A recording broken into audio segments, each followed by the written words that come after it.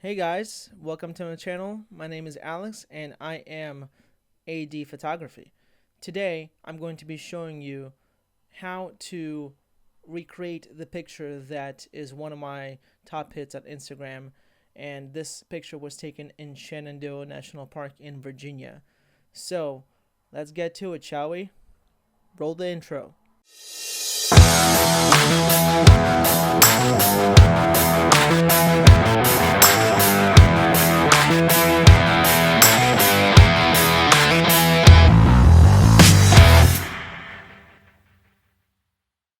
Alright, so first things first, we have to get into Lightroom Classic. I don't really like using Lightroom, the regular version, because it limits you to some tools, and I just don't like using it. So we have to get into Lightroom Classic and we open up the photo. The first things that I love to do with my photos, and really I do it on every single photo that I edit, is enable the profile corrections and remove the chromatic aberration, because to each camera it is very specific and it is noticeable, and every single time you do it, it creates some sort of chromatic aberration no matter what lens you use, and you just have to do it on each and every photo, guys. That is my biggest advice to you.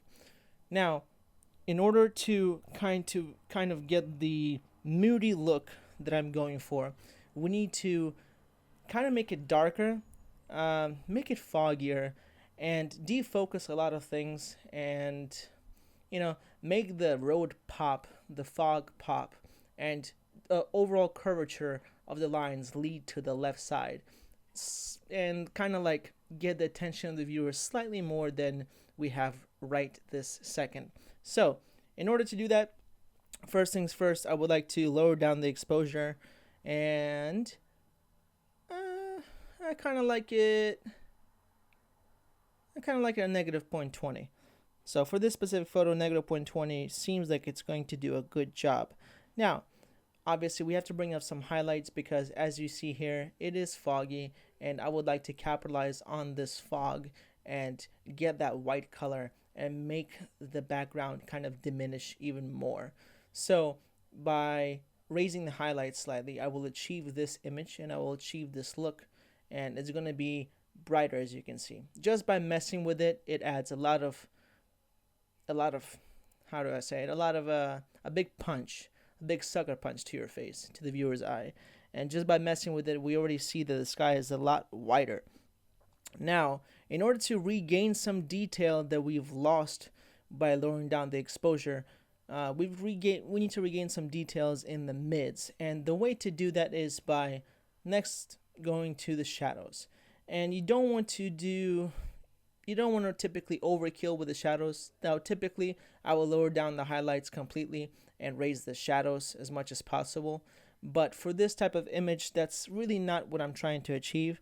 I'm just trying to achieve a moody, dreamy look. And the way to achieve that is just by raising it slightly. As you can see, doing it too much is bad. Doing it low is bad. So somewhere in between, probably around, I would say 15 is good. Now, obviously we want to capitalize, as I've stated before, on the fog. So we have done highlights. Now, the color of the fog is white for the most part, whitish and grayish. Now we have to look over at the whites. Now with the whites, I typically press Alt for PC or Option on Max, and kind of balance it out to see where it's going to be overexposed, where it's not going to be overexposed. So let's check out that right now. As you see, if I raise it too high, it starts being overexposed. I don't like it. That's not my mood for this picture. That's not my vision for this picture. So I would like to get it where the diagram of the whites and the colors pretty much down in the middle, and that's roughly 40. Now, you see that the sky is a lot brighter, even more brighter than it was last time. The only thing left to do when it comes to this section is lower down the blacks to kind of get a bigger pop out of the midsection. And already we can see a big difference from the original photo to the new photo. The trees pop. You see a lot more detail in the shadows in the midsection. The road kind of changed its color a bit because we brought out a lot of detail just by messing with that specific section. Now, basically, we are not going to do anything with the clarity too much at the moment. We're not going to be doing anything with the texture because we don't want to introduce any noise. We're not going to be dehazing anything at the moment. However, if you have a road like this, or if you have a gloomy environment or a moody environment, do it at your own risk. Do it to your liking. Just mess around with the sections, mess around with the texture, clarity, and dehaze section, and see how you like it for that specific photo. One thing that I really want to do and show you guys before we even continue to any of the vibrance or desaturation that I did in my original photo is get the midsection foggier and kind of more dreamy looking for the overall picture. And the way that I achieved it is the way that I always achieve it in every single picture is by making 3 simple points on your tone curve graph or tone curve chart. And a lot of people, photographers, specifically editors, call it the S curve.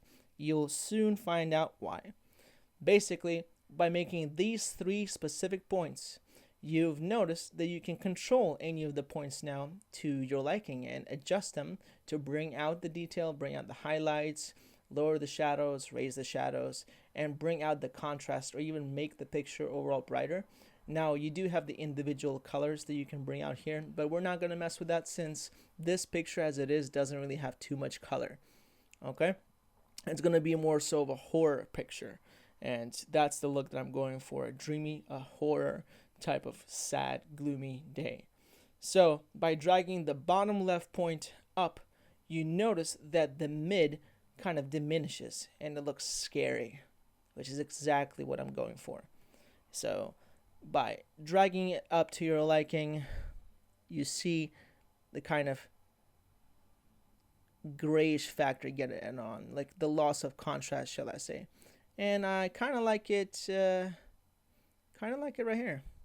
And then the same we're going to do for the top. This is going to mess with our fog and our highlights. It's going to bring out the white. Okay, so already you see a big difference. Already you see a dramatic difference in this specific section. It looks kind of misty. It looks more foggy. And that's exactly what I'm aiming for. Now, going back to what I stated prior, before we even got to the tone curve. Actually, one second, I forgot something. You got to lower down the curve, the actual contrast to make the picture pop slightly more. And I kind of like it right there. Kind of like it right there. Cool. Now, the last thing that is left really to do in this picture, it's a simple edit, there's nothing too much involved in this, is the vibrance and the saturation. Now typically I do add vibrance in my pictures. They pop at you, they look colorful. But in this picture, we're not going to be adding vibrance, we're going to be subtracting vibrance.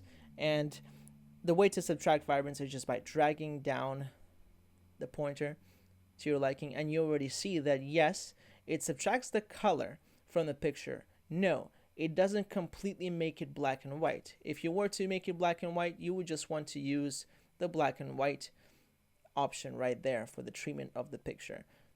But that's exactly not what I'm looking for in this tutorial. So by lowering down the vibrance to roughly, let's say -20, and by even furthermore desaturating this picture to say -15, it brings out like a more so washed out type of picture, and that's the feel that I'm going for. Now this is completely up to you guys. Today I will introduce the radial filter and how you can mess around with the clarity of the radial filter, but depending on the environment that you have, depending on the overall look that you're trying to achieve, and depending on how much detail and sharpness you want in your picture, you may or may not want to use it. It's completely up to you, but at least I want to show you guys how to do it. So the radial filter, is over here. It looks like a circle. You press that button, you press new. Basically, it makes an oval shape. You select the area that you're going to be working in. In this case, I want to, for instance, as an example, work on the road. As a rough selection, I want to work on the road. Let's say I want to make the details kind of pop, make the concrete, the asphalt pop, and bring a bigger coolness factor to the picture. Probably should have done that originally, but I like it as it is. So as you can see, the selected item or the selected part of the picture covers the whole road, but we have a slight bit more of a selected area that covers the grass and the trees. We don't really want to select that area. So what do we do? Well, there's a range mask option on the bottom. And this is going to be within the first column in the mask options, and then it's going to be range mask. Now you can either do color or luminance. Luminance for this case is going to work out perfectly, and I'll tell you why. Because it's going to select only the items that you want to be affected by your filter or your effect that you're trying to put there. Now, what do I mean by that? Well, as you can see, look at the red zones. Pay attention to the red on your screen. You can see if I drag down the cursor, you see it starts to diminish and it selects a lesser area or surface area of the picture. Now that's exactly what I'm aiming to do, is select just the road and the road only. Now, excuse me, I'm a little bit colorblind, so I have to make it easier for myself. I'm going to lower down the exposure. I'm going to delete or I don't want to select the mask overlay. I want to see exactly what's happening, so it makes it easier for my eyes to see exactly the area that is being affected. Now if I do this, if I raise it even higher, I see that the only thing that's being affected now is the road, and at around 65 I think it covers the majority of the road, which is great. That's what I want. Put the exposure back to normal. Cool. Bada bing bada boom. Now, let's just say, for instance, you want to raise the clarity or you want to raise the sharpness and make the asphalt look a little bit wetter than it is right now. You would raise the clarity. As you see, if you do it too much, it makes it pop, yes, which is a very cool effect. But you don't really want to distract your viewers' eyes to concentrate just on the road. You want your viewers' eyes to concentrate right here, where the road curves, where everything curves into one line going to the left. And that's the pretty much the midpoint of this picture. That's the main focus area that I wanted the viewer to look at, is the middle right here. So basically, if you add sharpness, you make it pop even more.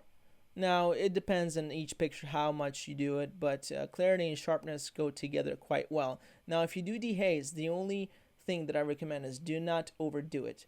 If you add contrast, you typically want to lower the dehaze. You want to by lowering the dehaze, you're making the picture slightly brighter, or that specific area brighter. If you subtract contrast, you want to add dehaze, which makes it darker, and it brings out that detail. I'll show you in future tutorials where you would want to use that specific thing. So for this instance, we want to add dehaze because we want to blend it with the environment even more, make it slightly darker. We want to add the clarity to make it pop slightly more, and we want to decrease the black slightly, because to me it was a little bit bright. I wanted to blend it in slightly more. And as you can see already from the beginning, from the original picture, everything here was bright. Everything is bright. Now it's all blended in. It looks like part of the same environment, which is exactly what I like. Now, the last thing that I did, the last thing that I'm going to do before I let you guys go, is lead the viewer's eyes down the middle, down the line, down the curved line of this whole entire picture.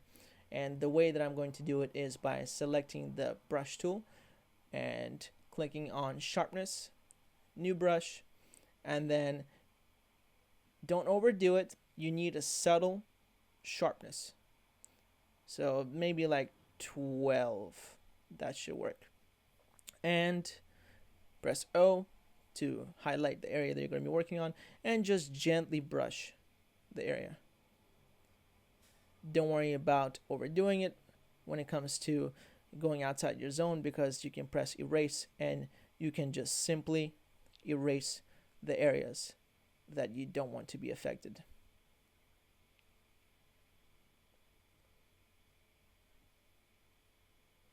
Just like so. Perfect. And now I have sharpness, and maybe add just a tiny bit of clarity, and there you go. And that is the exact finished product, guys. Original finished product to the right. It's very beautiful. The only thing that I think is missing, maybe, now this is just my personal taste, but I would like to add some more fogginess. And the way to do that is increasing the whites, increasing the highlights, decreasing the haze.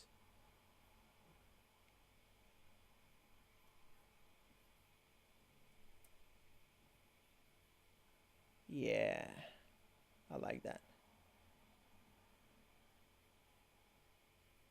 I really like that. I dig that. Making it very foggy.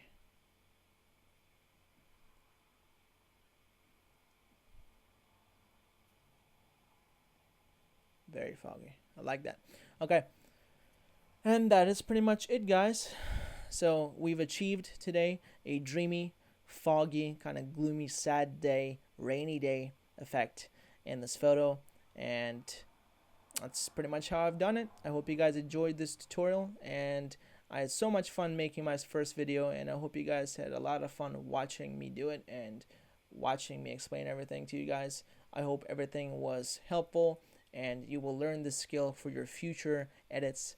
And I will see you in my next video. Thank you guys so much. This has been AD Photography.